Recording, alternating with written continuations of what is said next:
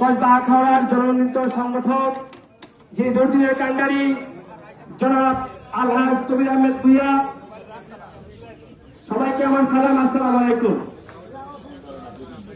আখাউড়া পৌর ছাত্র দলের পক্ষ থেকে আজকের এই ইফতার মাহফিলের সকলকে অভিনন্দন জানাচ্ছি এবং গণপ্রজাতন্ত্রী বাংলাদেশ সরকার মাননীয় প্রধানমন্ত্রী জনাব তারেক রহমানের একান্ত সহকারী জনাব আব্দুর রহমান সানি ভাইকে সহকারী বানানোর জন্য আখাউড়া পৌর ছাত্র দলের পক্ষ থেকে শুভেচ্ছা ও অভিনন্দন। আজকে যারা এখানে আসছেন সকলকে আলহাজ কবির আহমেদ ভূঁইয়ার ভাইয়ের পক্ষ থেকে অভিনন্দন এবং আজকে সবাই শৃঙ্খলাভাবে ইফতার করবেন এই আশা ব্যক্ত করে আমি আমার সংক্ষিপ্ত বক্তব্য শেষ করছি।